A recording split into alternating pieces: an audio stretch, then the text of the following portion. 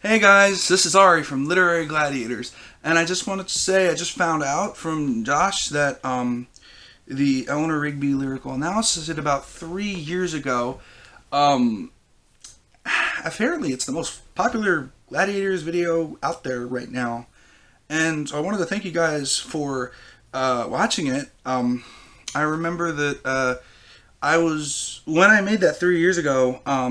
I actually kind of used footage from um, Yellow Submarine and also different types of music, so we didn't have any issues. But I did go over the video again recently, and I just wanted to look back on it because there's a couple things in that video that just some new ideas that I've come up with about that song that might be just as interesting. I'm not going to change or deviate too much from what I've originally said, but I thought that just comparing what I had said earlier with what I think now that 3 years has passed. I mean, that's a long period of time. Um, First of all, I think that what about how I had mentioned that Eleanor Rigby picks up rice at the church, and then she also dies in the church. I think I had mentioned about how they were the same place, but in a way, I'm agreeing with that still. But I feel like it's almost describing the circle of life in a way. A wedding is usually a very cheerful occasion, and obviously, dying is not a cheerful occasion. That's the end of the life. So you have the peak moment, even though it wasn't Eleanor Rigby's wedding, it was someone else's wedding. And as I had said in the review, Rigby was trying to take things away, like not take things away, but have her own happiness that she would take from other people rather than earning it herself. And so that is what I feel it's describing as the circle of life. You start off, well, it didn't really talk about birth that much, but it did talk about a happy occasion and then a sad occasion, both happening in the same place. I think that's quite fascinating, and I'm not sure if Paul did that deliberately or not, but it's quite an interesting uh, way of looking at it. I know I had mentioned that Eleanor Rigby's death was possibly a suicide. I don't think this is true. Going now that I'm thinking about it onwards, I think more that just sometimes when people are alone, they don't have people to take care of them.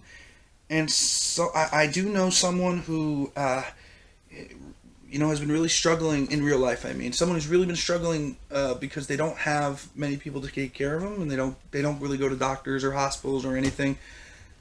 So in that case, it's possible that Eleanor Rigby was so lonely that she didn't want to be like with people. She didn't want to be a part of the world that we're in now, and that is definitely a new outbreak of the Eleanor Rigby song. And it's possible that even Father Mackenzie may have been trying to help Eleanor Rigby from behind the scenes, but because she failed, he failed, and that's why you get the line, "No one was saved." So there are a couple different interpretations of this song that I've come up with over the last couple years, but I would say that the general interpretation of Eleanor Rigby has stayed about the same from what I did in the video a couple years ago. This retrospective is more to say, like, oh, well, what do you guys think? Like, I know a lot of people have commented. I know a lot of people said that, oh, well, Eleanor Rigby was just a name on a grave and in a graveyard near Paul's home. It was subconsciously grafted in his brain. I mean, it's possible. It's absolutely possible. It could also be that it's the most stoned up song that Paul McCartney ever thought of, and he knew exactly what he was thinking of, and he knew exactly what he was writing about. But that's the fun thing about lyrical analysis here at Literary Gladiators, that you can go as in-depth or as not in-depth as you want, and you can get the coolest results.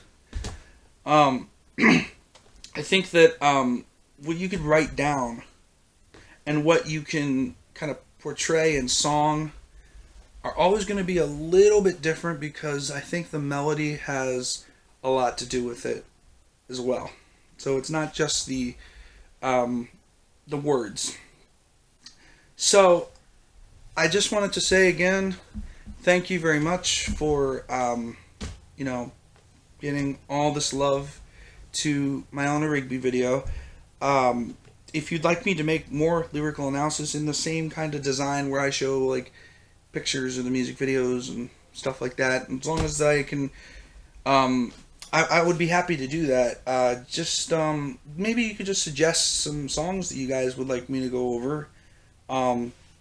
And if there's any other videos you'd want me to, or any other books or any other stuff like that you'd want me to go over, I'd be happy to do that as well. Yeah, so thank you very much. I appreciate it. And I hope to see you guys around for some more Literary Gladiators. And for now, always keep analyzing and keep reading as well. Keeps your brain smart. See ya.